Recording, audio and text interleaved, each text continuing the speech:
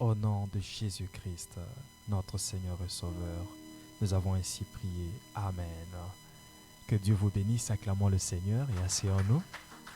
Nous pouvons nous rasseoir.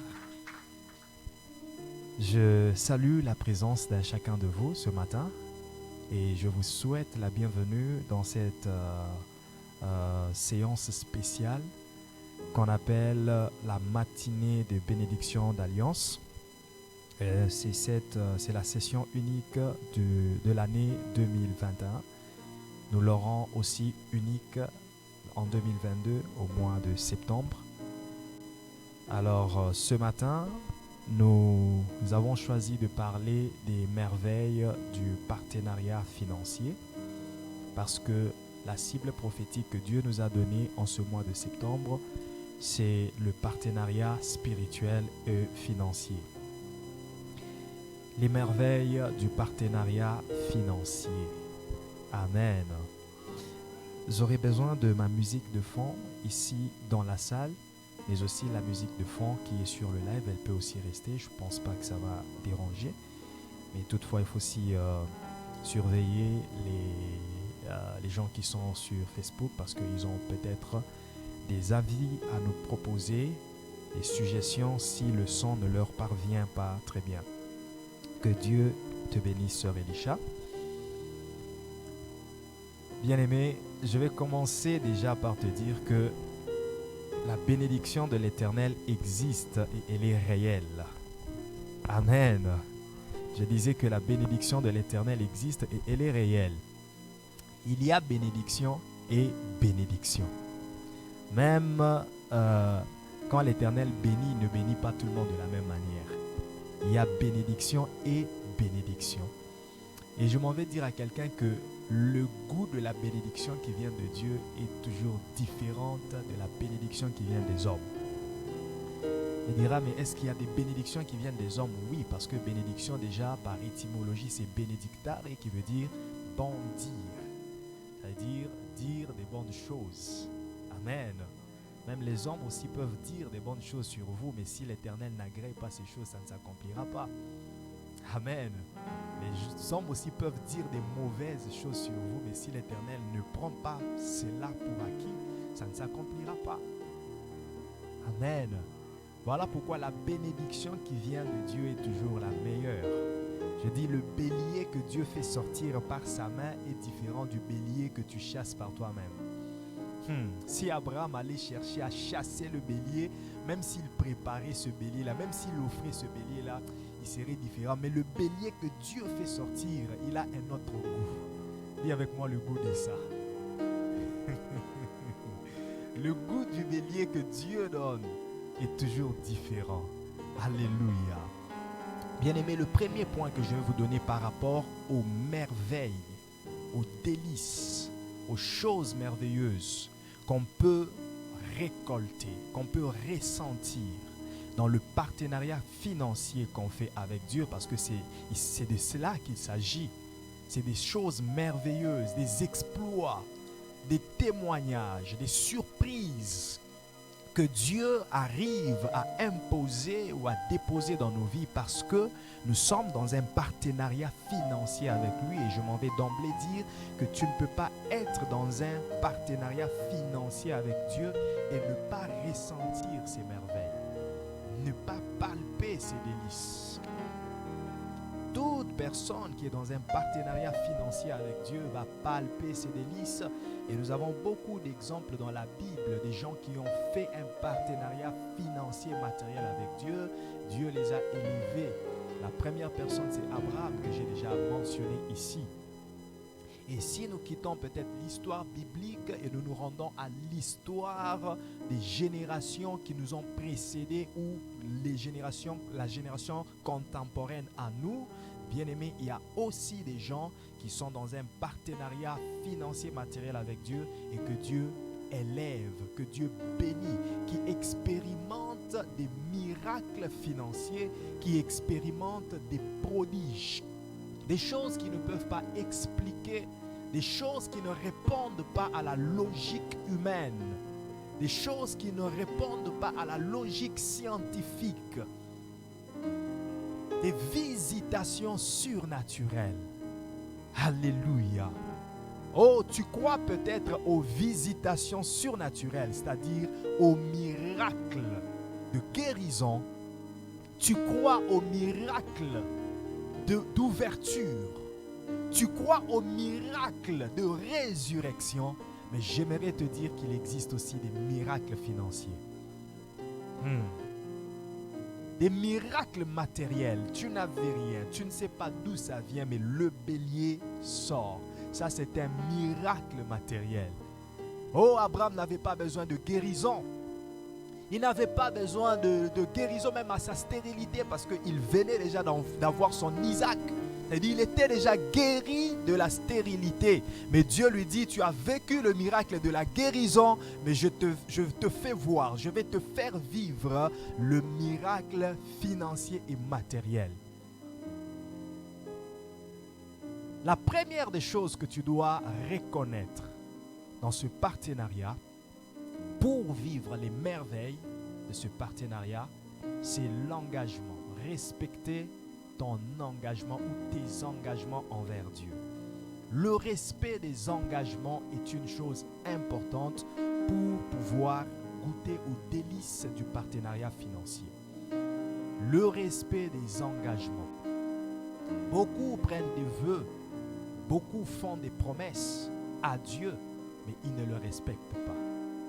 Beaucoup même ont peur de prendre les engagements parce qu'ils ne sont pas disposés à en prendre ni à les respecter. Beaucoup, quand bien même ils veulent prendre des engagements, mais ils prennent des engagements qui ne reflètent pas l'image et la grandeur du Dieu pour lequel ils prennent les engagements. Beaucoup prennent des engagements, mais ça ne concorde pas à la dimension des prodiges et des miracles que Dieu fait dans leur vie. Il choisit des choses petites et peut-être viles pour offrir, pendant que ce que lui vit de Dieu est inexplicable. Le respect des engagements. Ici, je ne parle pas seulement des engagements spirituels, servir Dieu, dans l'évangélisation, dans l'intercession, dans la chorale, dans la modération, tous ces engagements, mais je parle surtout des engagements financiers. Seigneur, si tu me donnes ce travail, je prends l'engagement de commencer à donner l'offrande des $100 par dimanche. Personne ne t'a poussé. C'est toi-même, à cause de la souffrance que tu sens. Je dis que je provoque Dieu. Et comme Dieu aime les vœux, il résout à cela. Parce qu'il aime les défis. Si tu me donnes Samuel, je le laisserai au temple. Dieu aime ça. Dieu aime quand on le défie. Mais lorsque Dieu répond au défi, quel est le comportement que tu affiches après cela? Est-ce que tu respectes l'engagement? Est-ce que tu respectes le vœu? Par rapport aux engagements, j'aimerais vous parler de la planification des libéralités. Il y a des gens qui offrent à Dieu comme si Dieu le surprend. Écoute, quand tu donnes à Dieu, ne lui donne pas comme si Dieu te surprenait à te demander.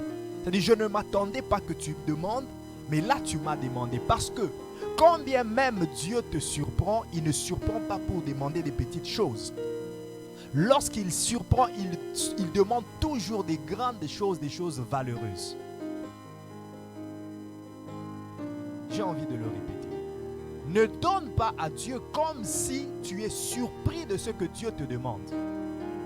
C'est le moment des offrandes. Oh, j'ai oublié qu'aujourd'hui on devait donner les offrandes. Ben, qu'est-ce que j'ai? Ben, je vais donner $10. C'est sans planification. Tu es surpris et tu le donnes comme ça. Mais sache que quand bien même Dieu voudrait te surprendre, ce ne sera pas pour te demander quelque chose qui ne vaut rien. Je te donne deux exemples. Deux exemples. Le premier, c'est Abraham.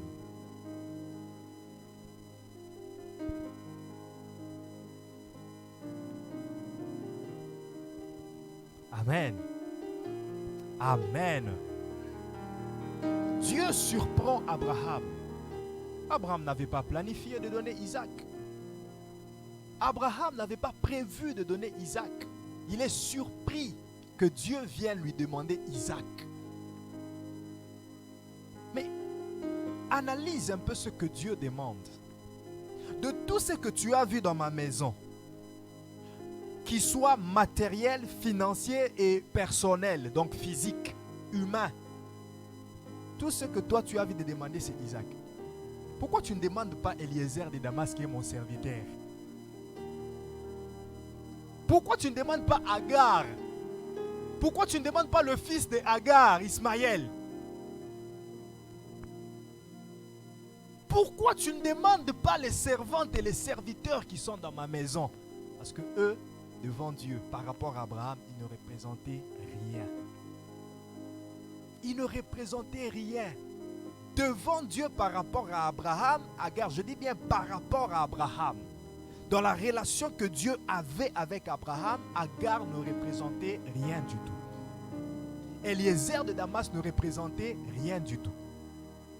J'aimerais le redire parce qu'il y a des gens qui comprennent parfois mal les choses. Je ne dis pas que Agar n'était pas importante devant Dieu. Je ne dis pas que Ismaël n'avait pas de valeur devant Dieu. Ils avaient leur valeur par rapport à leur propre relation avec Dieu. Mais par rapport à la relation d'Abraham avec Dieu, Agar ne représentait rien, Ismaël ne représentait rien, Eliezer de Damas ne représentait rien. Il y avait une personne qui représentait tout pour Abraham, c'était Isaac. Et c'est celui-là que Dieu demande. C'est celui-là que Dieu demande. Pourquoi? Et voilà le langage de Dieu. Abraham, donne-moi ton fils, ton unique, c'est lui que tu aimes beaucoup. Tu sais que c'est mon fils. Tu sais que c'est mon unique. Et tu sais que je l'aime beaucoup. Et tu me le demandes. J'ai besoin d'une musique, s'il vous plaît. J'ai besoin de l'entendre.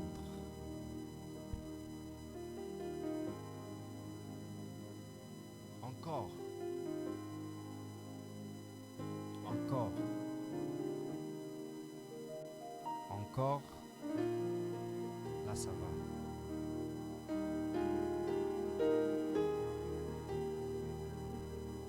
Ne tombez pas dans le piège de Ananias et Saphira par rapport à la planification.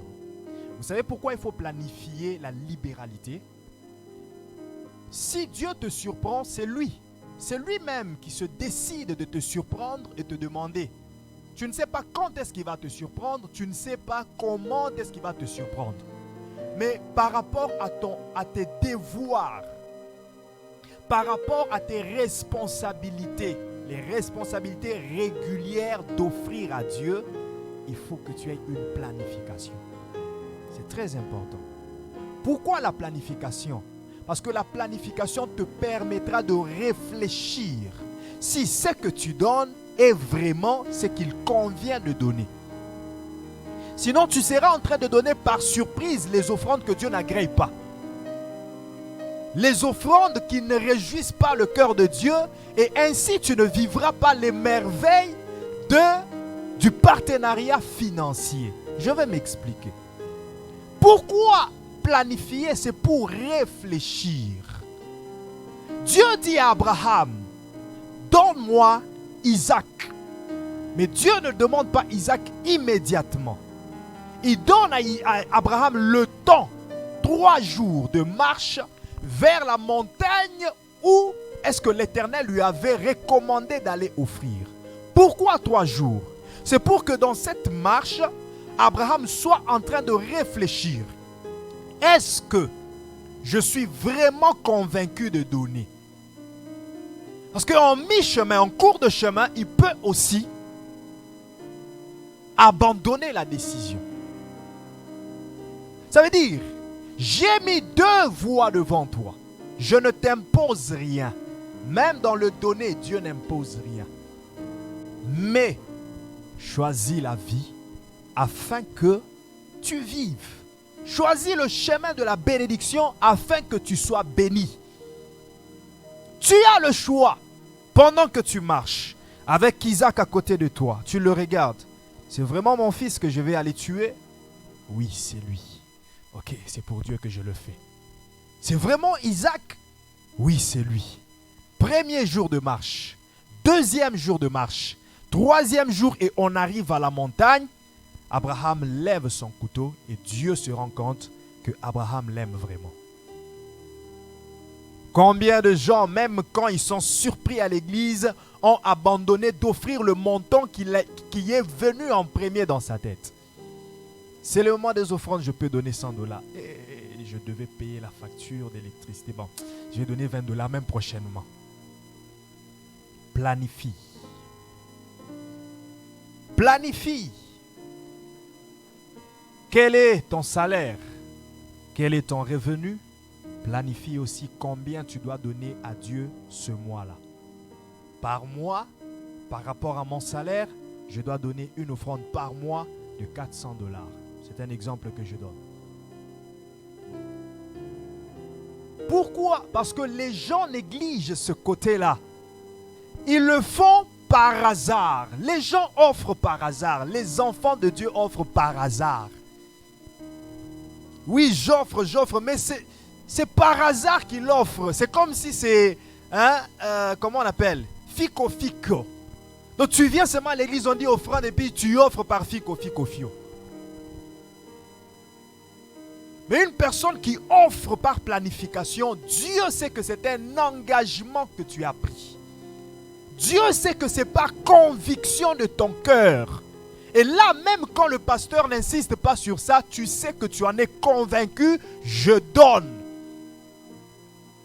Ce matin, je suis venu vous révéler les voies qui font que beaucoup de gens ne soient pas dans le partenariat financier avec Dieu. Parce que les gens négligent la libéralité. Ils le font avec négligence. Oui, j'offre, mais tu offres comment? Planifie. Parce que Ananias et Saphira avaient planifié d'offrir. Et le temps qu'ils avaient de réfléchir leur a fait abandonner la décision qu'ils avaient et ils ont manqué le partenariat financier jusqu'à en mourir. Nous allons donner tout ce que nous allons recevoir de cette parcelle après l'avoir vendue. Un bel engagement. Et lorsqu'ils se sont mis à marcher, ils regardent la somme d'argent. Ils regardent, ils se disent, bon, chérie, est-ce qu'on avait bien réfléchi? Ah, Ananias, on avait déjà dit qu'on allait donner, mais tu sais, avec le projet là qu'on a, pour le business là, ça nous demande l'argent. Hein? On va faire comment? Lorsque tu commences à penser à l'avenir par rapport à ce que tu as maintenant ou ce que tu manques, ça dit tu commences à douter de Dieu, de la prise en charge de Dieu. Ne vous inquiétez pas du lendemain, car le lendemain prendra soin de lui-même. Ne vous inquiétez pas du lendemain. Travaille, organise-toi, planifie ton budget mensuel et ne t'inquiète pas du lendemain. Et dans tes planifications de budget mensuel, ne néglige pas côté offrande. Parce que cette offrande que tu donnes libéralement, volontairement, c'est ce qui te connectera au partenariat financier avec Dieu.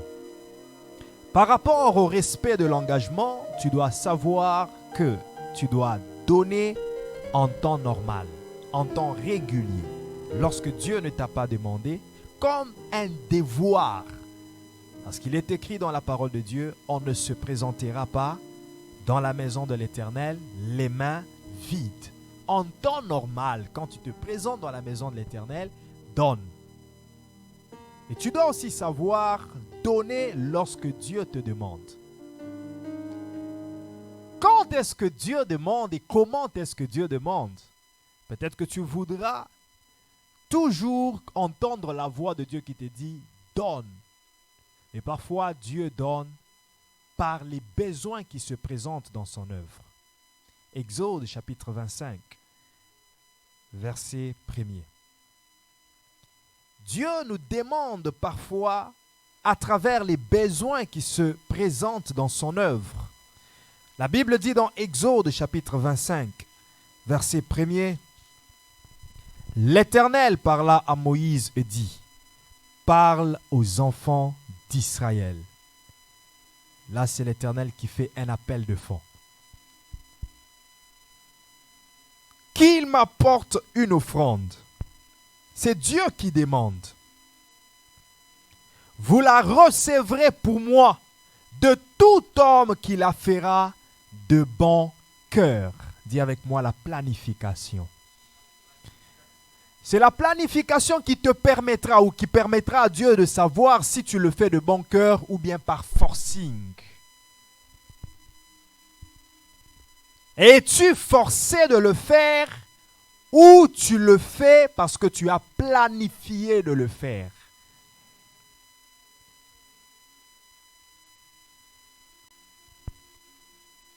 Celui qui a planifié de le fera de bon cœur.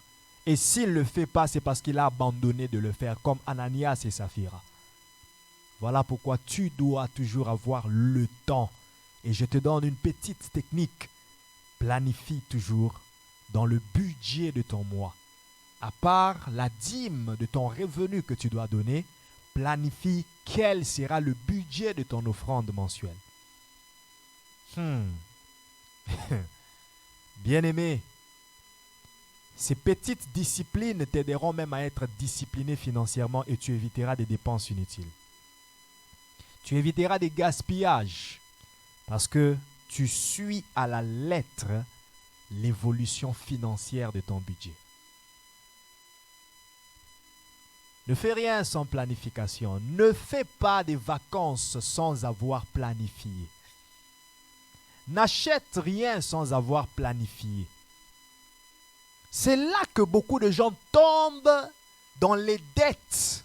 C'est là que beaucoup de gens tombent dans le chaos financier parce qu'ils font des choses sans les avoir planifiées. Et demain, il touche sa tête pour dire, mais où j'en suis financièrement?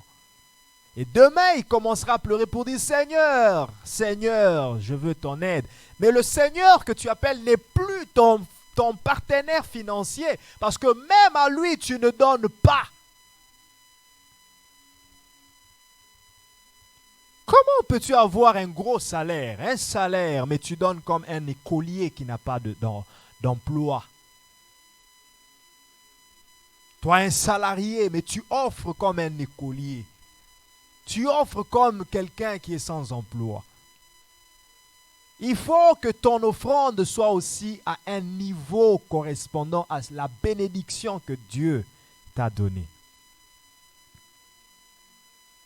Si tu es capable d'offrir à ton auto $100 de carburant, et tu es incapable de donner à Dieu $100, c'est comme si tu t'es chamaillé avec Dieu. Quand tu viens devant Dieu, c'est toujours $5, $10. Et Dieu se dit, mais petit, aucun Tony. Donc, on a volé un paquet sate. Hein? Nzoko, on a volé un gote. On a volé un koite.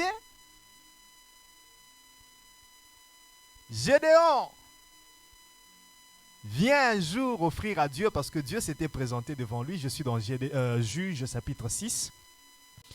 Je pense que son histoire commence au début. Mais moi, je suis déjà au milieu, vers les versets 19 jusqu'à 25. L'ange de l'Éternel, mais ce n'était pas vraiment l'ange, c'était Dieu lui-même, qui lui est apparu. Il parle avec Gédéon, et voilà ce que Gédéon dit à Dieu. Peux-tu attendre ici? Là, Dieu n'a pas demandé, hein? C'est lui-même. Peux-tu attendre un peu que j'aille t'offrir? Dieu dit, ah, voilà quand même une personne qui comprend les choses. Mais lorsque Gédéon va, il regarde dans le troupeau, il regarde dans le parc animalier de leur famille. Tout ce que Gédéon voit à offrir à Dieu, C'est un chevreau. Même pas une chèvre, mais un chevreau. Il vient avec toute joie, toute gaieté. Dieu regarde et dit, petit. C'est pas un problème, je prends. La Bible dit, l'ange approcha le bâton et le feu consuma le chevreau, l'offrande de Gédéon. Mais plus tard, au verset 25 et 26, le même Dieu lui dit maintenant, Gédéon, prends le taureau. Il a offert le chevreau, mais Dieu vient à lui demander le taureau. Pour dire quoi? Pendant qu'il offrait le chevreau, il y avait un taureau. Mais tout ce que lui a vu à offrir, c'était le chevreau. Donc pour lui, je ne peux pas offrir à Dieu le taureau. C'est comme ça que beaucoup de gens fonctionnent avec Dieu. C'est comme ça que beaucoup de gens fonctionnent avec Dieu. Il a le plus précieux, mais il se dit, ça je ne peux pas donner. Donnez ça, c'est pour enrichir les pasteurs. Donnez ça à l'église. Est-ce que l'église a besoin de ça? Et pourtant, c'est comme ça que beaucoup d'enfants de Dieu se font manquer le partenariat et surtout les merveilles du partenariat financier. Quelqu'un n'a pas regardé le nombre de taureaux. La Bible dit qu'il a offert 1000 holocaustes.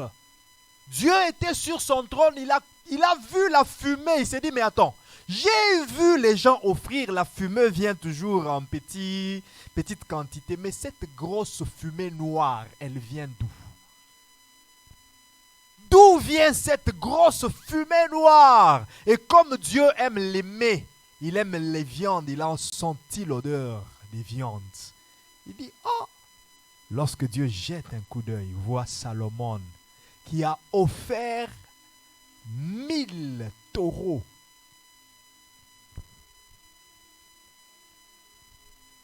Vous savez vous-même le prix d'une vache. Vous le savez. C'est pas moins cher, mais quand tu en achètes 1000, quand tu en sacrifies 1000 pour Dieu, comment est-ce que tu ne peux pas vivre les merveilles du partenariat financier? Comment est-ce que Salomon ne pouvait pas vivre les merveilles du partenariat financier?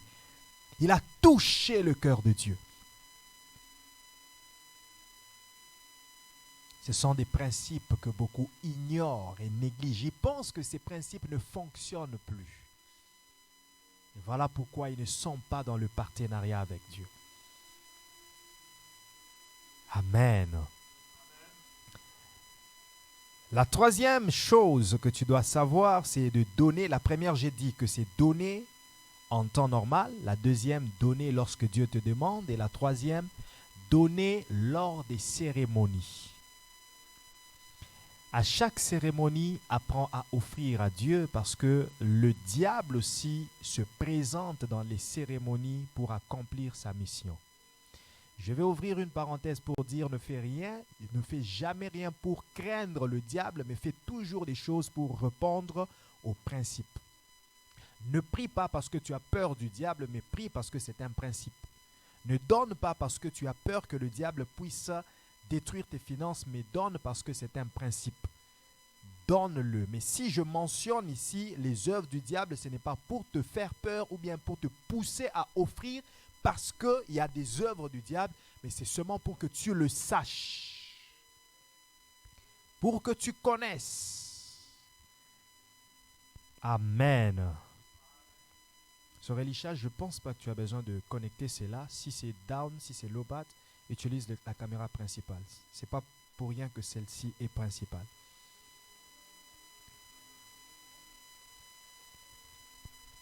Parce que connecter cela va obstruer le passage, les gens ne sauront pas passer.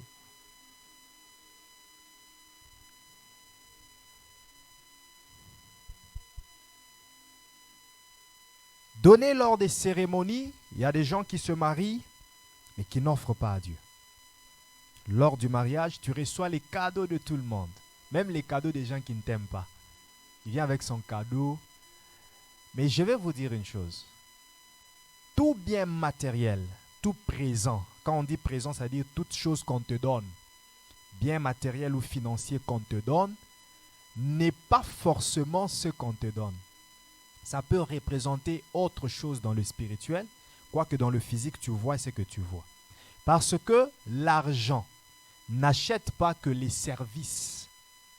L'argent n'achète pas que les habits, les aliments, tout ce qu'on voit. L'argent achète aussi les vies des hommes. Il y en a qui achètent les vies des hommes avec l'argent. Il vient avec l'argent, il te donne. Toi, tu te dis, ce n'est que de l'argent, mais quand tu prends, c'est toute ta vie qu'il a acheté avec cet argent. Et tout le travail que tu fais sur la terre, tu fais pour son compte. Parce que spirituellement, il t'a acheté. Il vient avec un cadeau au mariage, il te donne. Oh, voilà mon cadeau, vous vous embrassez, mais c'est travailler dans le spirituel pour acheter ta maternité. C'est ainsi que vous vous mariez, vous n'arrivez pas à enfanter. Pourquoi? Parce que quelqu'un a déjà acheté la maternité et vous a laissé la stérilité. Voilà pourquoi, quand tu célèbres un mariage, offre à Dieu. Dis à Dieu, voici mon autel pour ce mariage. Et au moins tu entres dans un partenariat avec Dieu. Tu as bâti un autel. Tu célèbres ton anniversaire, bâtis ton autel. Offre à Dieu. Toute cérémonie, que ça unisse les gens ou que ça ne les unisse pas, offre à Dieu par rapport à cette cérémonie. Amen. Le deuxième principe que je donne, le premier c'était le respect des engagements. Le deuxième principe que je donne ce matin, c'est reconnaître que la loi des semailles et des moissons est toujours en vigueur. Pour vivre le partenariat, pour vivre les merveilles du partenariat financier, il faut reconnaître que la loi des semailles et des moissons est toujours en vigueur. Cette loi n'est pas abolie. Parce que Christ n'est pas venu pour abolir la loi, mais il est venu pour accomplir la loi. Cette loi est toujours en vigueur. Elle fonctionne. La loi de la semaille et de la moisson. Genèse chapitre 8, verset 22.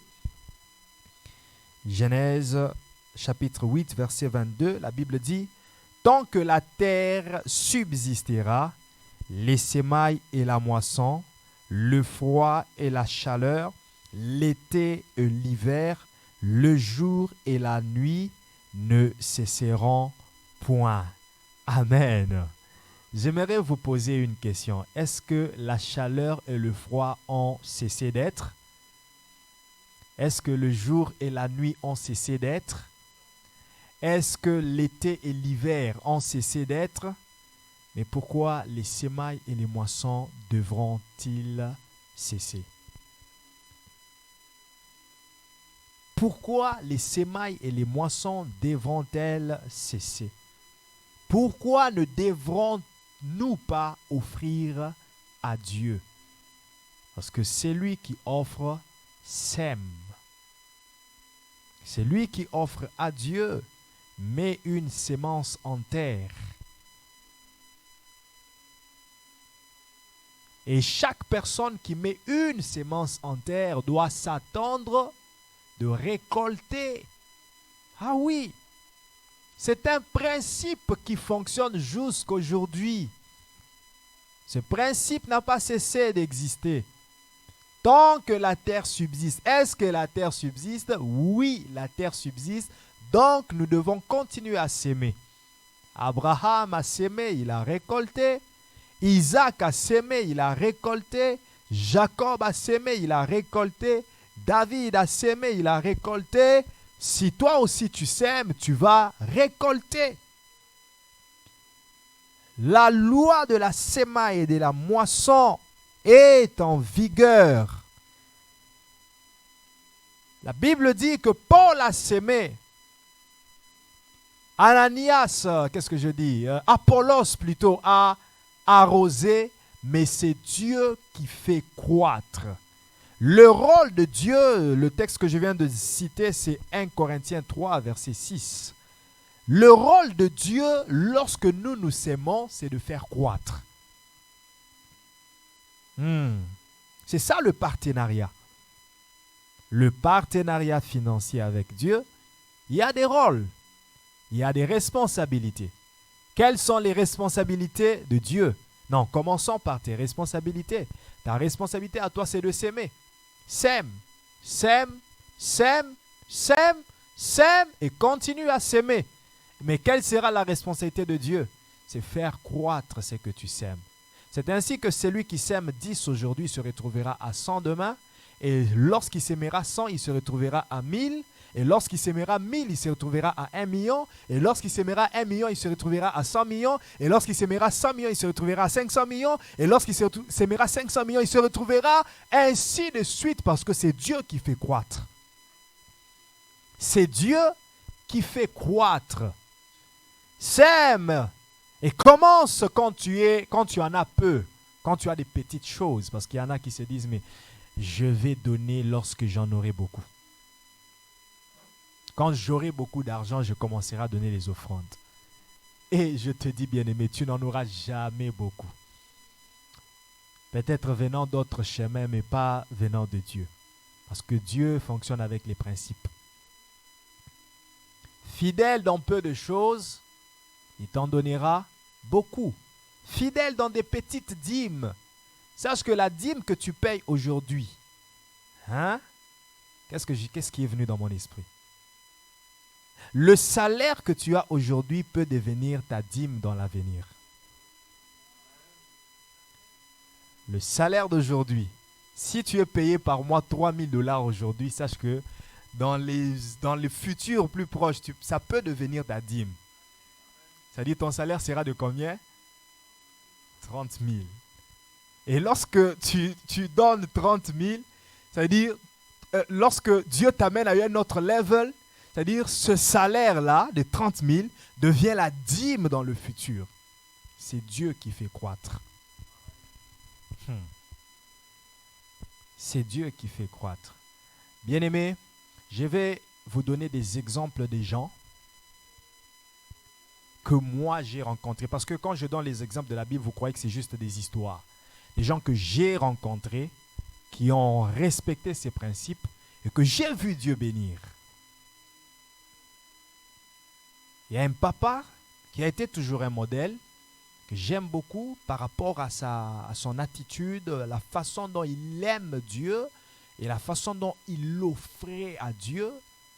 Je ne sais pas s'il continue à le faire jusqu'à aujourd'hui. Et si ce n'est pas le cas, que Dieu le touche là où il est pour qu'il continue à le faire. C'est une personnalité célèbre que vous connaissez, Corneille Nangaa. Je vous dis, cet homme, je l'ai vu offrir. Cet homme ne retenait pas son cœur à donner quoi que ce soit à Dieu. Et parfois, il venait regarder à l'église lorsqu'il remarque qu'il y a un besoin. Personne ne lui dit, mais il se dit, je vais le faire. Un jour, il est venu, il a regardé, il est parti. Il n'y avait pas de groupe électrogène à l'église. Il a acheté ce groupe-là, le gros là. Je ne sais pas c'est combien de kVA. Le gros là, à mazout, lui-même. Ce groupe, quand c'était nouveau, c'était neuf, c'était vraiment la saison dont ça venait d'apparaître. Et c'était cher. Personne ne lui avait demandé. Mais quand il avait fait cette offrande, il n'était, je ne peux pas dire qu'il n'était rien, qu'il n'avait rien, il était à une certaine dimension. Et lorsqu'il est devenu ce qu'il était devenu, je n'étais pas étonné. Je dis, ce genre de gens, c'est normal qu'il arrive là. C'est normal. La manière dont il offre, non, c'est normal. Je m'en vais donner l'exemple de l'apôtre Jean-Baptiste Soumbela, un homme que j'aime beaucoup, qui est aussi mon mentor de loin, un modèle pour moi aussi de loin. Je l'ai entendu donner un témoignage, j'ai dit, il était locataire et son loyer était de $800. Un jour, il regarde à la télévision, un homme de Dieu était en train de prêcher, un homme de Dieu qu'il suivait aussi à la télévision, il prêchait. Et puis l'homme de Dieu lui dit, Dieu est en train de me dire, de dire à quelqu'un, prends ton loyer, le loyer là que tu payes, le montant du loyer, prends et viens avec sur cet hôtel, je vais prier pour toi. Il a pris le loyer, $800. Un jour, il s'est rendu vers l'homme de Dieu. Il s'est agenouillé. L'homme de Dieu a prié pour lui. Après quelque temps, Dieu lui a donné une maison. La maison où il est aujourd'hui, quand tu y vas, tu ne peux pas croire que c'est une maison du pasteur. Les gens, quand ils vont, ils regardent, on a un pasteur, on fait la général ou bien ministre ou bien homme politique moroboui. Très luxueux. Je vous dis très luxueux. Bien aimé, je ne sais pas comment vous le dire, hein? Très luxueux. Mais quels sont les efforts qu'il a fournis? Il donne. Il donne. Il ne faisait que s'aimer. C'est ainsi que la Bible dit, ceux qui s'aiment avec larmes aujourd'hui, moissonneront avec joie et allégresse. Et je m'en vais dire à quelqu'un, peut-être que les gens te découragent parce qu'il y a toujours des gens autour de nous, des amis, ou peut-être dans la maison, il y a des frères et des sœurs qui découragent aussi. Hein. Ces frères-là, ces sœurs qui ne prient pas encore, quand ils te voient donner ton salaire, ils te disent, ah, t'as Christian. Ils ont salaire là, il paye seulement salaire. Oui, mais ma pasteur, ma pasteur, moi, il a mis le salaire, moi, il paye sa pasteur. Je vais vous révéler une chose avec les semences. Il y a certaines plantations, quand tu sèmes aujourd'hui, après 3 mois, ça apparaît. Il y a aussi certaines plantations, tu plantes aujourd'hui, ça doit attendre des années pour la récolte. Voilà pourquoi lorsque tu sèmes, ne sois pas pressé. Oublie la sémence. Ne sois pas toujours en train de « Seigneur, j'avais sémé ». Non, la Bible dit même, quand tu donnes avec ta main gauche, que la main droite ne sache pas. Oublie la sémence. Il y a un verset de la Bible qui dit « Lorsqu'une graine est dans la terre, que tu dormes, que tu te réveilles, sache que la sémence qui est dans la terre est en train de travailler, elle est en train de germer. Un jour ou l'autre, tu la verras apparaître. » Lorsque tu mets une arachide dans la terre, ne sache pas que ça prendra le temps que prendra la graine de café. Le café, ça prend beaucoup de temps. Hein? Mais pas les maïs, mais pas les arachides. Oublie ta sémence. Continue à faire ce que tu dois faire. La sémence est en train de travailler. C'est Dieu qui fait croître. C'est Dieu qui fait croître. Troisième chose, troisième vérité, troisième principe par rapport aux merveilles du partenariat financier. Il faut éviter la séduction de la richesse. La séduction de la richesse. Beaucoup de gens n'arrivent pas à vivre les merveilles du partenariat financier parce qu'ils sont séduits par la richesse. Séduits par la richesse, je me sens dans l'obligation de décrire d'abord les différentes séductions qu'on retrouve dans la Bible. Nous allons ouvrir nos Bibles dans le livre de Deutéronome, chapitre 11, verset 16. Deutéronome 11, verset 16.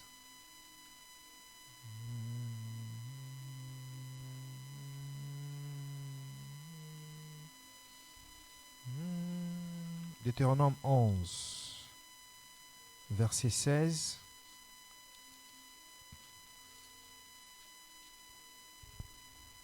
Verset 16, j'y suis. Gardez-vous de laisser séduire votre cœur, de vous détourner, de servir d'autres dieux et de vous prosterner devant eux. Ici, je parle de la séduction personnelle. Lorsque l'homme se séduit lui-même, là, ce n'est pas le diable, ce n'est pas les démons, ce n'est pas une tierce personne, mais toi-même qui séduis ton cœur. Comment? En te laissant aller servir d'autres dieux. Et vous savez que Jésus nous a présenté Mammon comme cette idole financière. Il dit, un homme ne peut pas servir 2 maîtres à la fois. Tu ne peux pas servir à la fois Dieu et Mammon, car soit tu aimeras l'un, soit tu haïras l'autre. Que ton cœur ne se séduise pas. Lorsqu'il faut donner à Dieu, ne te séduis pas toi-même. Ananias s'est séduit. Je ne sais pas qui avait commencé, c'était l'homme ou la femme. Je ne sais pas, mais après s'être séduit, il a aussi contaminé l'autre. Et il a séduit. La séduction personnelle. C'est lorsque les pensées se multiplient dans ta tête et lorsque tu commences à donner accès au n'importe quoi que les gens du monde disent. Parce que les gens du monde, ils parlent toujours.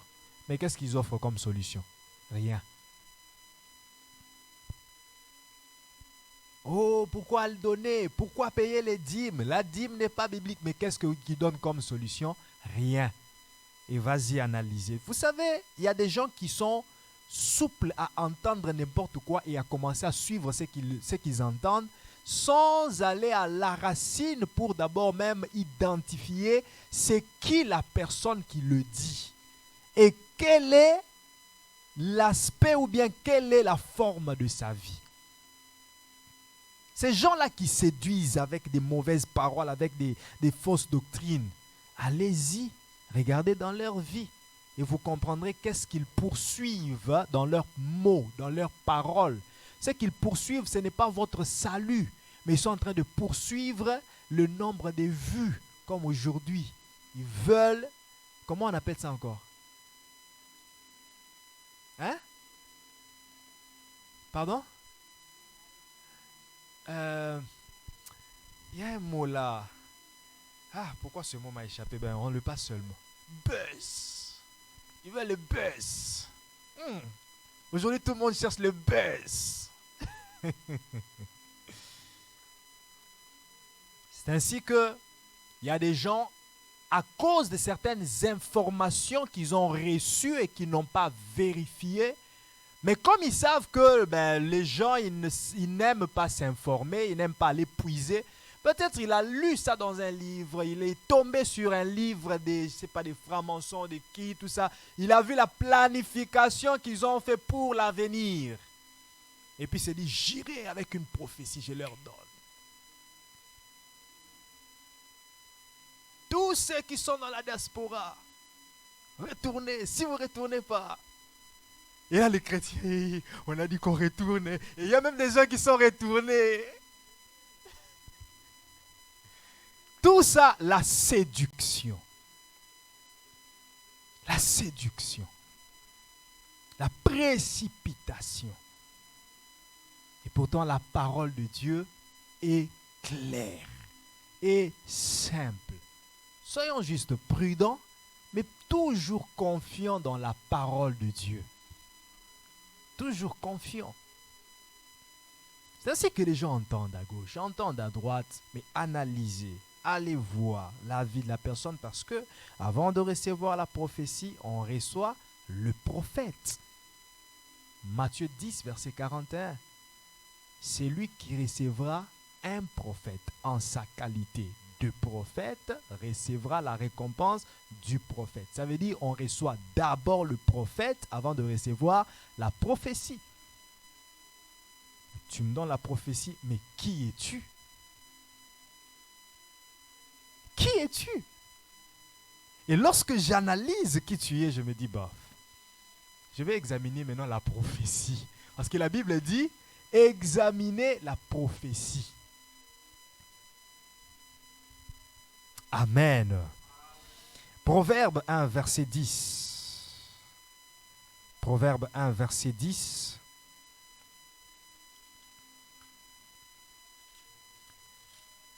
Proverbe 1, verset 10. Mon fils, si des pécheurs veulent te séduire, ne te laisse pas gagner. Ici, on nous présente la séduction des pécheurs, c'est-à-dire la séduction qui vient des tierces personnes. En dehors de la séduction personnelle, il y a aussi, sœur Elisha, la séduction qui vient des tierces personnes, des gens dans ton entourage. Comme j'ai donné l'exemple d'Ananias et Saphira, l'un a eu à séduire l'autre. Je ne sais pas qui a commencé. Dans le cas de Adam et Ève, d'abord, le serpent a séduit Ève, et puis Ève a aussi séduit Adam. Mais il dit, lorsque des tierces personnes voudront te séduire pour te dire, ah, frère, ton salaire, tu vas donner à Dieu. Ah non, ces choses-là ne sont pas bibliques. Bien-aimé, il n'est qu'en train de te faire manquer ta bénédiction. Il n'est qu'en train de t'empêcher de jouir des merveilles du partenariat financier. Nous avons lu Genèse 8, 22, qui dit que aussi longtemps que la terre subsiste, l'été et le froid, la chaleur et l'été et l'hiver, la chaleur et le froid, la loi de la semaille et des moissons ne passera point. Matthieu chapitre 24, verset 4. Matthieu 24, verset 4.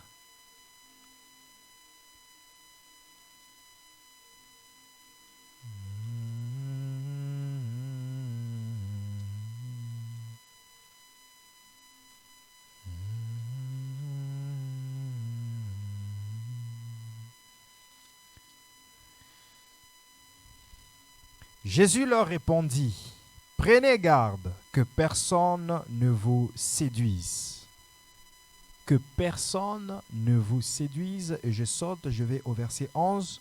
« Plusieurs faux prophètes s'élèveront et ils séduiront beaucoup de gens. » Ne voyons-nous pas des faux prophètes aujourd'hui qui séduisent les gens par rapport aux offrandes, par rapport aux dîmes? Parce que la séduction sème la confusion. La séduction sème la confusion. Là où il y a la séduction, les gens seront confus. Il ne sait pas, mais qu'est-ce que je dois faire? J'entends celui-là dire ceci, j'entends celui-ci. Et puis tu es confus. Oh, est-ce que je parle à quelqu'un? Ben, retournons à la création, retournons au jardin d'Éden. Ne voyez-vous pas comment est-ce que Ève était confuse? La séduction du diable a sémé la confusion. Regardez ce que le diable dit à Ève. Le diable a porté la confusion par rapport à la vérité de la parole de Dieu. Regardez comment est-ce que le diable confond Ève. Elle lui dit, écoute, je sais qu'il a dit que si vous mangez, vous mourrez. Mais c'est faux. La séduction du diable vise à contredire la parole de Dieu pour s'aimer la confusion dans la tête de ceux qui l'écoutent. Lorsque Ève entend c'est faux, elle est dépaysée. Maintenant, qui dit vrai?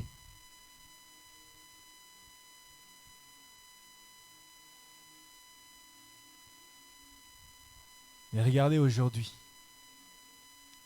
Est-ce que Ève et Adam n'ont-ils pas connu la mort? Ça a commencé par la mort spirituelle, parce que ça commence toujours par la mort spirituelle. Mais après cela, la mort est entrée dans leur maison. Caïn a tué Abel. Ils ont appris un nouveau mot. Un mot qu'ils ne connaissaient pas avant. Adam ne connaissait pas la mort. Il ne connaissait pas à quoi ça ressemblait. Pleurer un mort, il ne connaissait pas. Mais le jour où Caïn tue Abel, il pleure son premier mort. Maintenant, qui avait raison? Le diable ou Dieu? Dieu a toujours raison. Dieu n'échoue jamais. J'aime cette chanson, hein, ce frère-là, que Dieu lui bénisse. Que Dieu lui bénisse. je refuse d'aller dans les détails parce que je ne le connais pas très bien, mais que Dieu lui bénisse. Amen. Dieu n'échoue pas. Ce qu'il dit, ça reste. Il avait dit, si vous mangez, vous connaîtrez la mort. Ils ont connu la mort. Mais qu'est-ce que le diable a fait? Il a sémé la confusion. Ève était confuse. Confusion.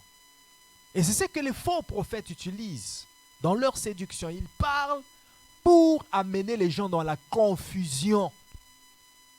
Dans la confusion. Hébreux 3, verset 13. Hébreux 3, verset 13.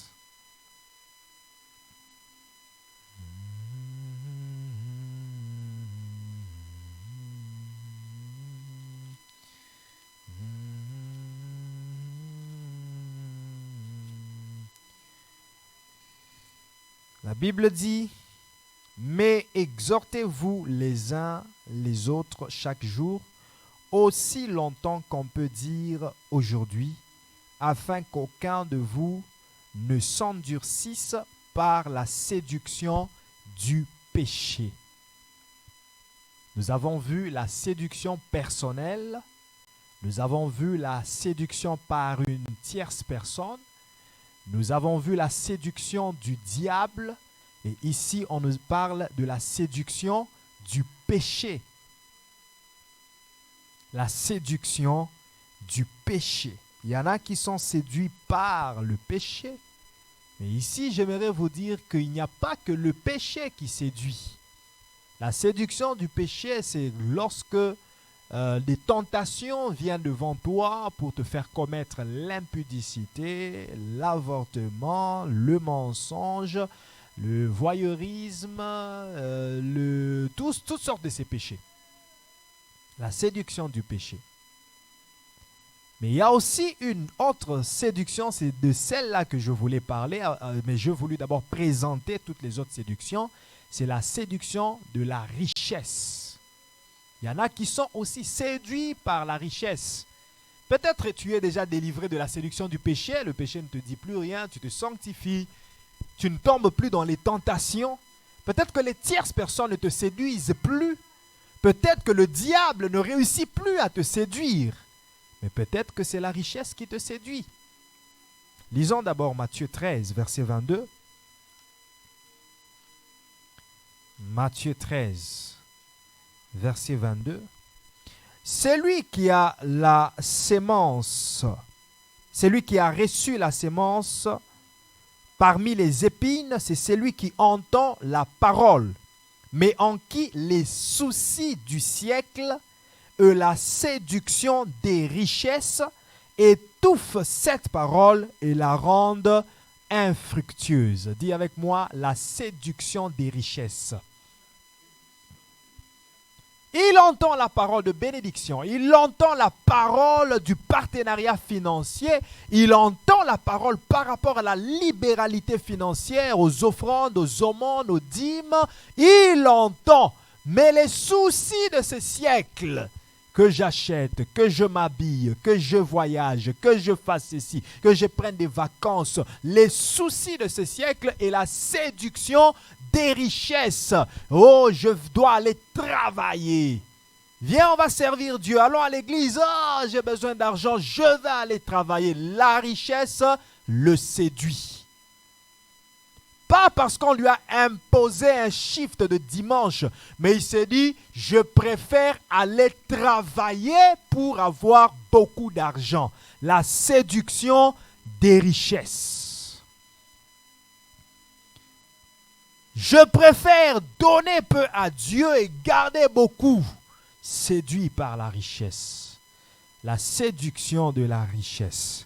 Évite la séduction de la richesse pour vivre les merveilles du partenariat financier. Amen. Que Dieu bénisse sa parole. Nous acclamons le Seigneur très fort. Nous allons nous tenir debout. Daraboshe kayados. Mezo prakei de shanda baba.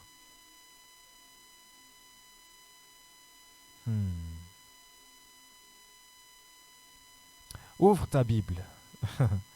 Je sens que je dois te faire pratiquer ce verset. Faire la théorie, c'est bien, mais la pratique, c'est aussi mieux. Comme ça, nous déclenchons ce partenariat aujourd'hui. Exode chapitre 25.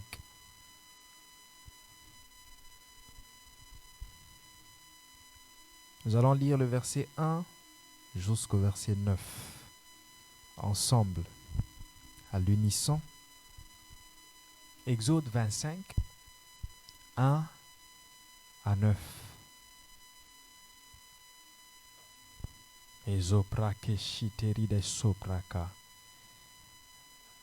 Comme c'est tombé dans mon esprit, faisons-le. Lisons 1, 2, 3, go. L'Éternel parla à Moïse et dit: Parle aux enfants d'Israël, qu'ils m'apportent une offrande, vous la recevrez pour moi de tout homme qui la fera de bon cœur.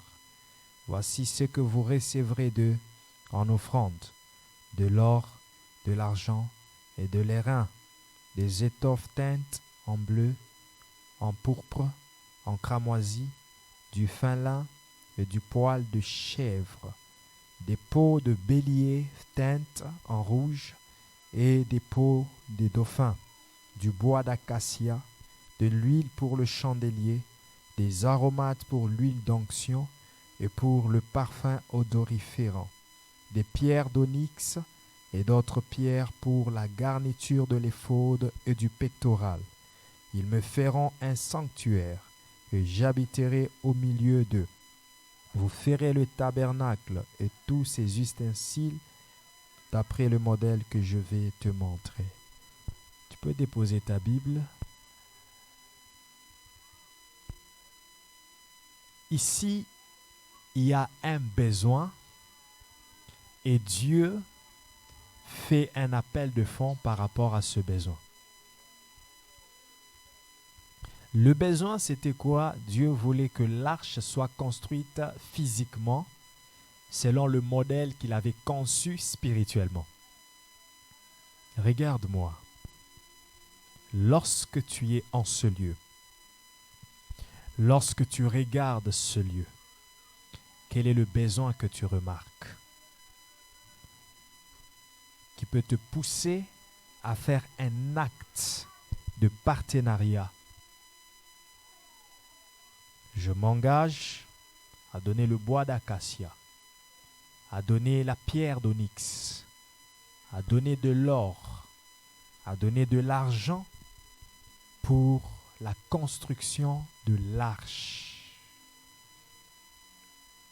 Et si tu ne vois pas de besoin, quel est l'engagement que tu peux prendre pour Dieu? Apporte-moi des enveloppes ordinaires.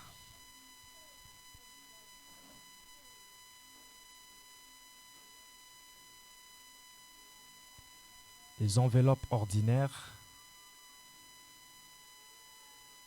Apporte-moi des enveloppes ordinaires rapidement.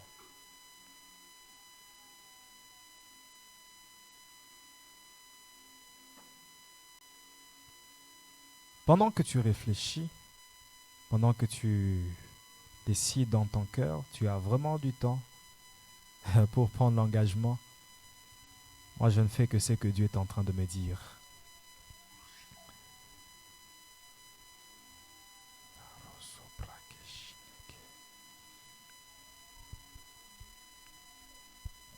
Je priais et Dieu me disait qu'il est temps pour cette église d'aller à une autre dimension. Il est temps que nous allions à une autre dimension.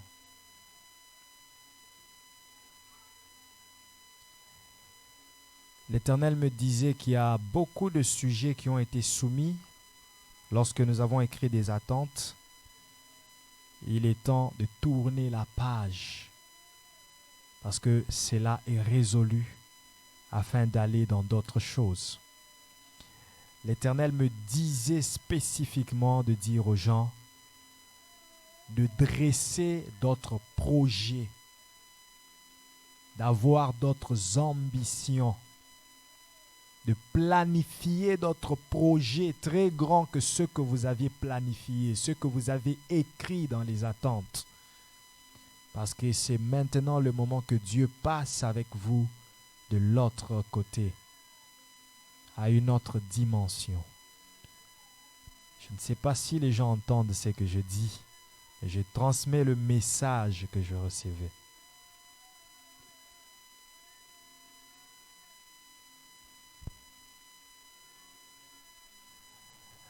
J'ai toujours fait confiance à Dieu lorsqu'il parle et je ne désespère pas. Je compte sur lui.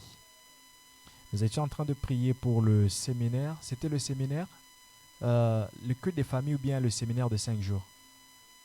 Le culte de famille. On était ici un certain jeudi, moi et Elisha, on priait, faisait l'intercession pour le culte de famille. Quand l'Éternel me parlait pour me dire que cet espace va bientôt devenir petite. J'ai dit, Seigneur, ça veut dire quoi? Ça veut dire quoi? On ne remplit même pas la salle, mais tu me dis que ça va bientôt devenir petite. Et je vois dans ma vision que même les locaux qui sont là, on devra les briser pour que ça soit une seule pièce.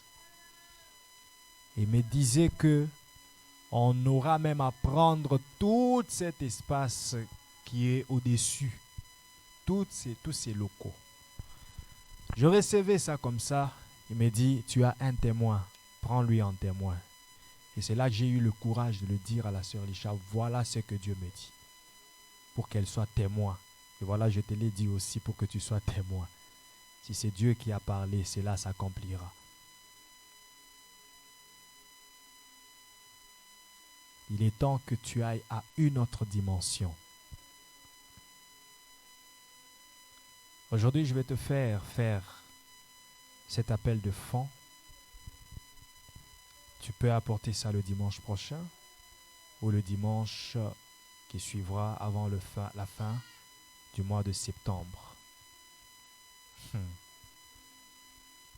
Tout ce que je reçois dans mon esprit, c'est ce que je fais. J'ai besoin des gens qui vont s'engager pour 1 000 $. 1 000 $. Tu viens prendre ton enveloppe. Nous n'avons pas encore commencé à prier. Nous allons prier juste après l'appel de fonds. Ça, c'est un pacte. C'est une alliance. 1 000 $. Tu viens prendre ton enveloppe. Je n'oublie pas qu'il y a des gens qui sont sur Facebook. Vous n'avez qu'à vous manifester, à nous écrire et dire quel est l'engagement que vous faites. Vous n'êtes pas exclus de cette alliance que nous concluons en ce lieu. 1 000 $. Seigneur, je te donne 1 000 $ pour pacter avec toi par rapport aux merveilles du partenariat financier, la sémence et la moisson.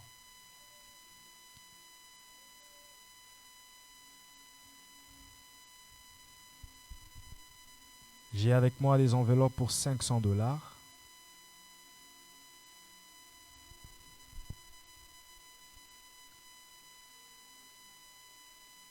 Il y a des gens qui savent défier Dieu.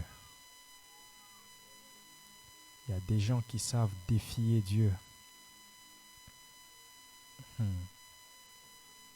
Maman, reviens. Sœur Elisha revient aussi. Restez ici.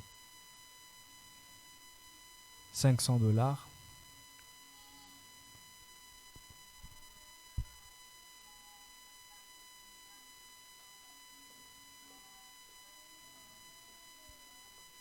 Reste devant.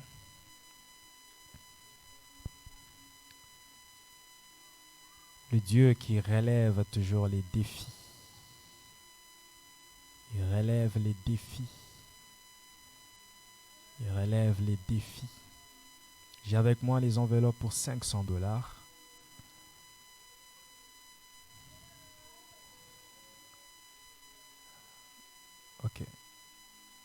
c'est pas un problème, c'est la même chose, mais tu restes devant. J'ai avec moi les enveloppes pour $500.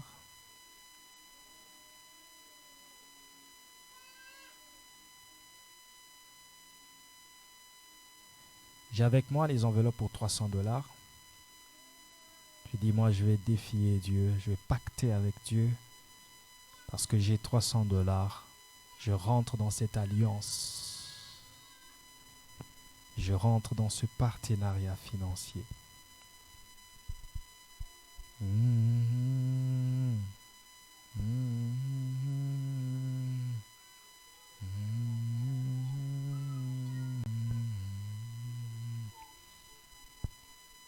J'ai avec moi des enveloppes pour $300.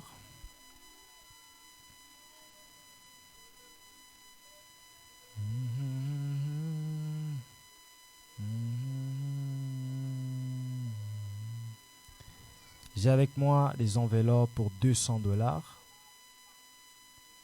$200.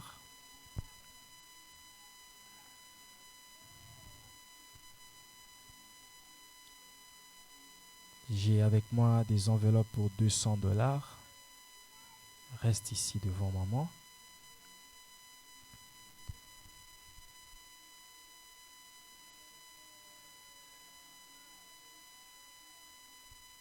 J'ai avec moi des enveloppes pour $100.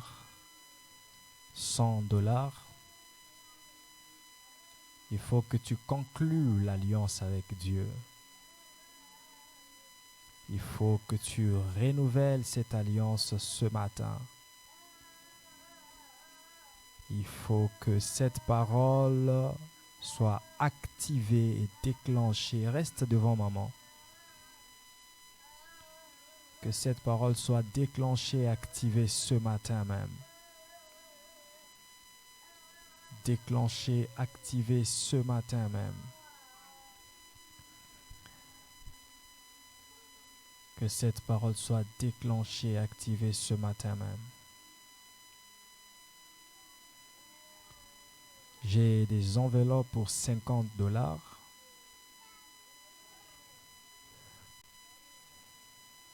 Même si tu es sur Facebook, tu peux aussi prendre l'engagement. $50. J'ai des enveloppes pour $30, $20, $10, $5. J'ai des enveloppes. J'ai des enveloppes pour $30, $20, $10. J'ai des enveloppes pour $5.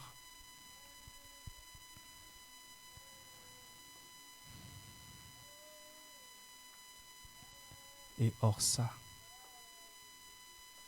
Oran et Orsa. Ne dis pas seulement Oran.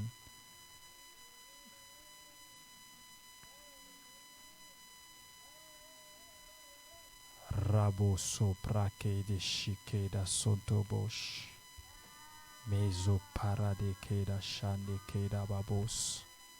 Ise parobo shike da sopra de shende ke. Eso soprodo shike de Santa Bazim. Et pouvez-vous vous agenouiller là où vous êtes? Je vais prier pour vous. Et sopra ke shike da babos. Et sopra ke shineke da sonto bobo. Et rasopra ke da shanda bazima. Seigneur, lorsque j'ai donné l'enveloppe à la première personne, tu m'as dit qu'il y a des gens qui savent relever, qui savent défier Dieu.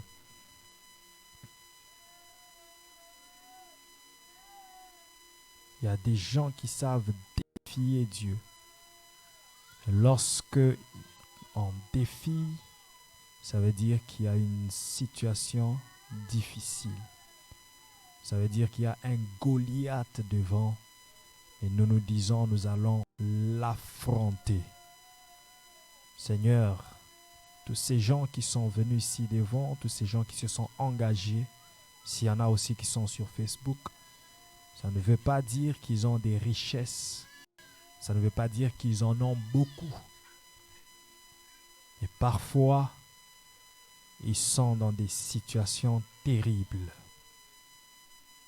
Parfois même, ils manquent. Ils n'en ont pas. Mais ils se sont dit, nous allons défier Dieu. Tu es le même hier, aujourd'hui et demain. Tu n'as pas changé, tu ne changeras pas. Tu as dit que la loi des semailles et des moissons n'est pas passée. Voilà qu'il sème. Il sème même avec douleur. Il sème même avec pleurs. Lorsqu'il sème, il y a des situations, des dettes qui sont devant eux. Ils se posent la question, comment est-ce que je vais régler cela? Pendant qu'ils sont en train de s'aimer, il y a des situations, des factures à payer. Pendant qu'ils sont en train de s'aimer, il y a des projets qui sont devant eux, qu'ils doivent réaliser.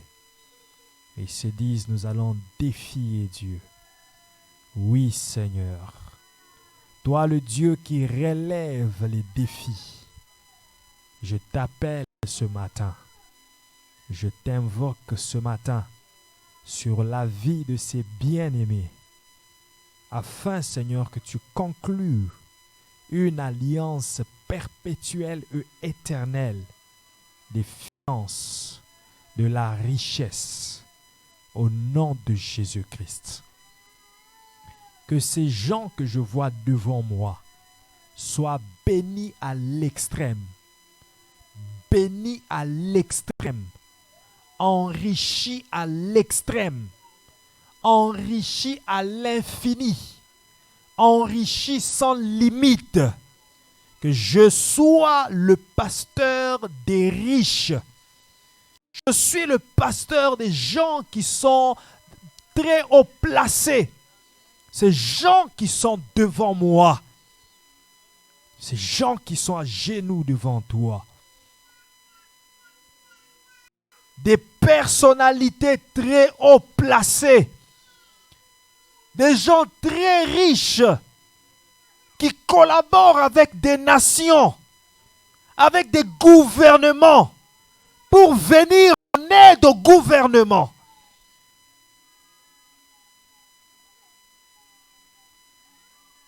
Des gens dont le monde a besoin pour résoudre les problèmes financiers, alimentaires, économiques du monde. Vous qui êtes devant moi, je prie pour vous, afin que Dieu vous amène à cette dimension. Afin que Dieu vous élève à cette dimension. Afin que Dieu vous bénisse à cette dimension.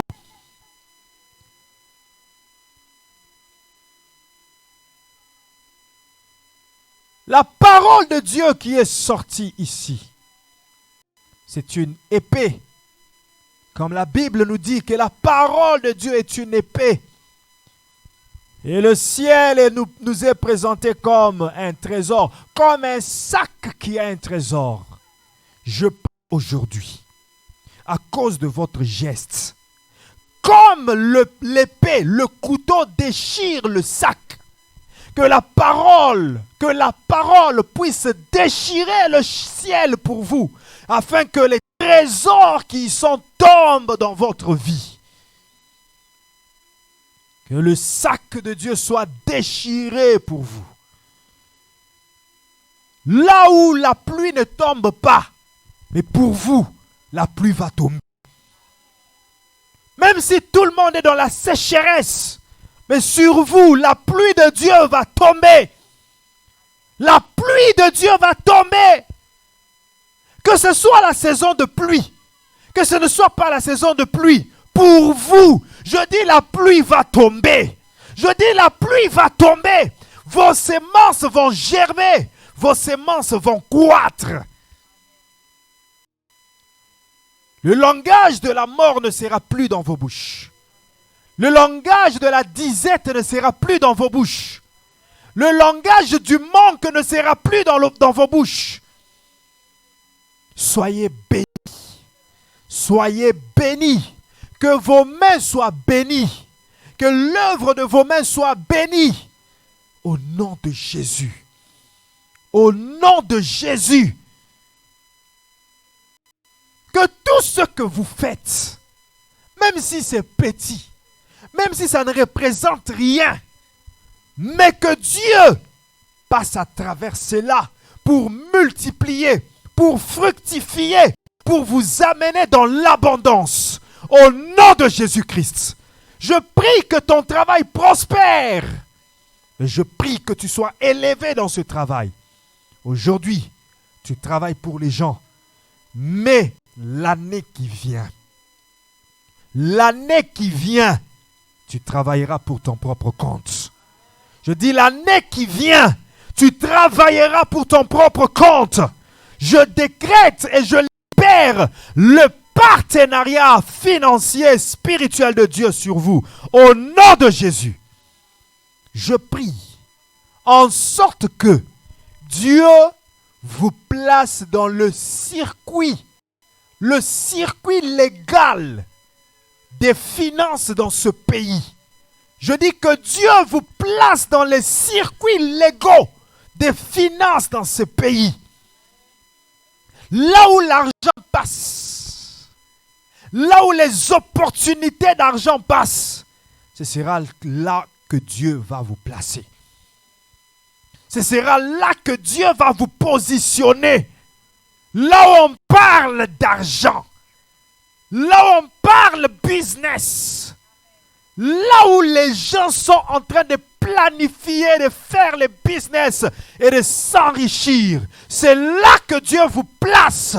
Je prie que Dieu vous fasse rencontrer les gens, que Dieu vous fasse rencontrer les boosters de destinée.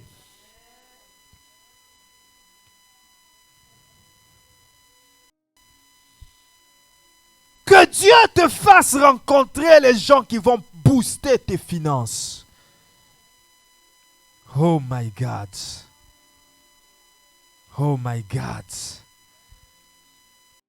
Il y en a qui sont devenus riches. Pas seulement parce qu'ils ont étudié. Mais parce que seulement il a rencontré une personne. Il est entré dans un circuit. Et c'est dans ce circuit-là qu'il a appris à devenir riche. Pendant que les autres se pourmonent à étudier. Lui est juste entré dans le circuit. Je prie que Dieu vous fasse entrer dans le circuit. Que Dieu vous fasse entrer dans le circuit. Oh, je prie que les gens que tu rencontreras, que ce soit dans les supermarchés, tu entres, la personne que tu aides, et pourtant tu ne sais pas que ce sont les gens qui tiennent l'économie de ce pays. Et seulement parce que tu l'as aidé, il se dit de propulser tes finances, de te montrer les voies légales et dignes de Dieu qui t'amènent à la richesse. Que cette pluie tombe sur toi. Que cette pluie tombe sur toi. Que cette pluie tombe sur toi. Maboko na yo ekotikala kokauka te. Maboko na yo ekotikala kozanga te. Na kombo na Yesu. Ngolu ya Nzambe et se multiplier na kati ya maboko wana.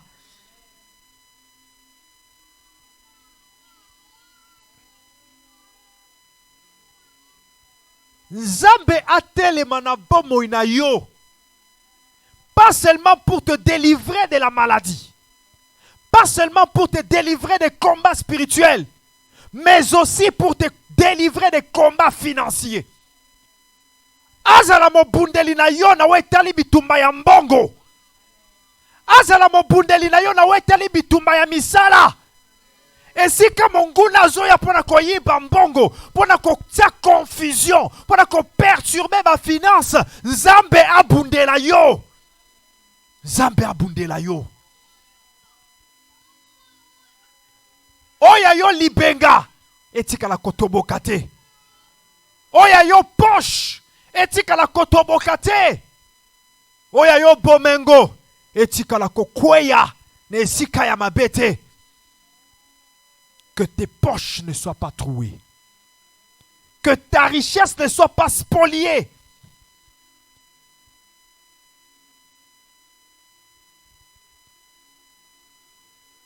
Atozotanga. Abi nzamba pambola bakelasi na yo. Nzamba pambola bakelasi na yo. Na kati ya partenariat oyo. Na sengi ngolu ya nano silisi kelasi te. Mais sozu musala. Nano silisi kelasi te. Mais bazo luko na ba entreprise. Pour que ne kwa sume ba poste minene. Ngolu wana etkwe ya likolo na yo. Témoignage non na mokili ekozala monene. Témoignage non na mokili oyo ekozala monene. Natangi kombo ya Corneille nanga awa me bakotanga yo koleka ye. Natangi kombo ya apôtre Jean Sumbela awa bakotanga yo koleka ye. Bakombo esi etangami na ekeke oyo ya yo ekotanga makoleka bango. Nzambe atombola yo. Nalobi Nzambe atombola yo. Na longoli yo na bilakeli mabe ya libota. Nalobi na kombo na Yesu. Soki olakela maki mabe po ozwa mbongo te. Soki olakela maki mabe po ozongaka toujours à l'état initial. Soki olakela maki mabe po osala rond-point. Lelo na longoli bilakeli mabe. Na kombo na Yesu Masia. Père, que l'onction des finances se répande sur la vie de tes enfants.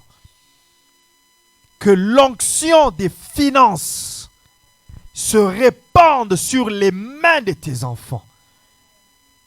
Que l'onction des finances arrose, mouille leur vie.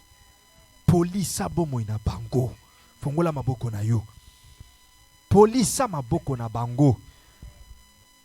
Bandeko yo balemba richesse. Basala ba prière balo banzambe na lembi pambola pe batu mususu. Oui, Seigneur. Oui, Seigneur. Oui, Seigneur. Que la richesse ne soit plus un problème pour toi. Ndengo zotelema awa. Ozotelema likolo ya mbongo. Mbongo ekotikala kotema likolo na yo te me yondo telemi likolo ya mbongo. Mbongo ekokonza yo te me yonde ozokonza yango. Na kombo na Yesu. Mbongo ekotikala kozala souci te po na yo na mboka oyo. Oko gérer yango. Oko gérer yango maboko na yo. Oui. Ma compte bancaire na yo ekotikala jamais vide. Tu seras incapable, donne-moi tes mains. Incapable de savoir combien est dans ton compte bancaire. Au moins la multiplication ba zéro zo ebate. Zo ebate na compte ngo ndenge nini. Père, Salomon t'a offert 1000 holocaustes. Tu lui as donné l'intelligence et la sagesse. Au-delà de cela, tu lui as donné la richesse telle que la reine de Séba, les rois environnants, ils pouvaient venir pour contempler la richesse que tu avais donnée à Salomon. Je prie que par cet enseignement, tu donnes la sagesse et l'intelligence de la gestion financière à ton peuple. Qu'ils aient la sagesse de bien gérer, de bien planifier pour ne pas tomber dans les dettes, pour ne pas tomber dans les gaspillages et les dépenses inutiles. Et donne-leur aussi la richesse telle que les gens viendront de partout pour contempler la grandeur de cette richesse que tu leur as donnée. Bakombo na bango etanga mokili mobimba. Lelo tozo te ya liloba tozo mentionner histoire à veuve de Sarepta. Tozo mentionner histoire ya jeune homme riche. Tozo mentionner histoire Abraham. Ina ba mate ya o ezo ya na bikeke ezo ya. En dehors ba histoire biblique. Ba tanga komba Monique. Ba pese exemple à Béni. Ba pese exemple à Christian. Muto ya yekola kopesa na nzambe pe nzamba pambola atombola ye. Qu'il soit des matériels didactiques de ta richesse, Seigneur. Qu'il soit des modèles et des exemples de la richesse qui viennent de Dieu. Ce qui nous doit comprendre matin la Bible te atali kaka ndeko yo atali à comprendre que te ya solo nzamba pambolaka.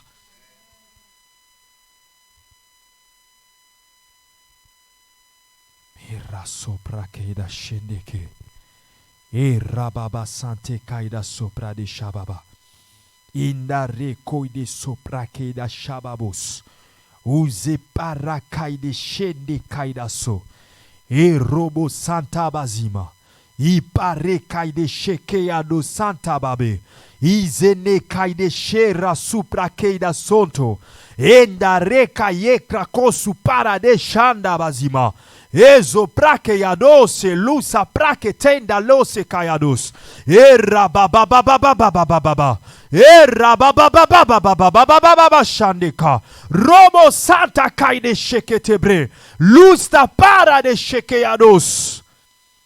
Que l'alliance subsiste à jamais. L'alliance de Jéhovah Jireh.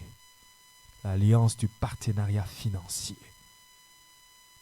Que cette alliance subsiste à jamais. À jamais. À jamais.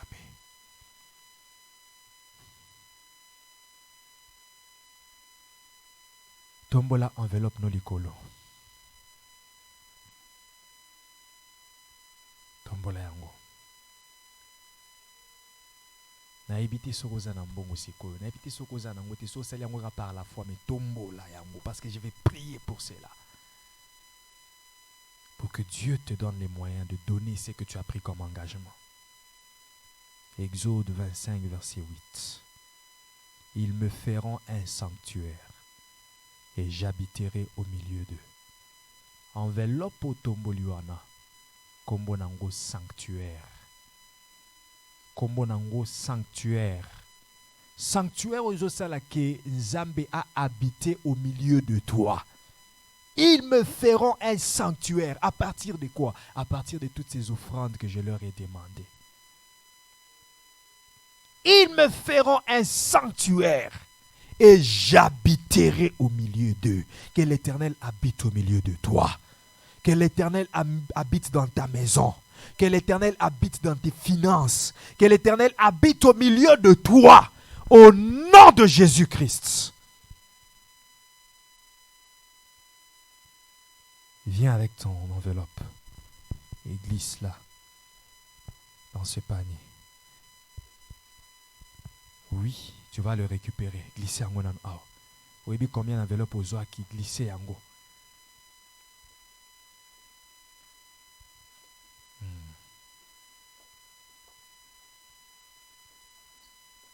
Sikoyo zonga na place na auto sambela.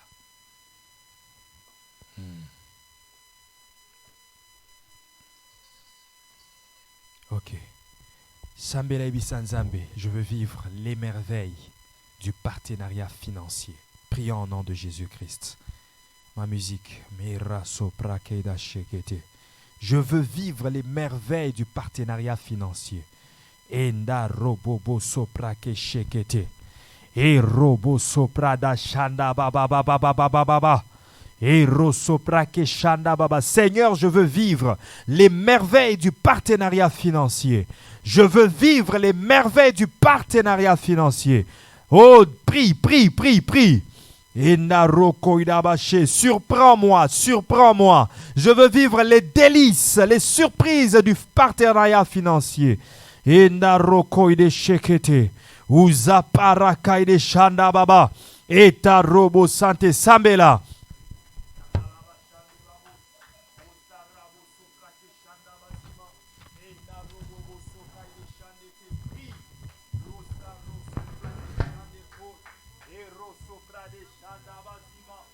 Andere bo shekaya soto bobo.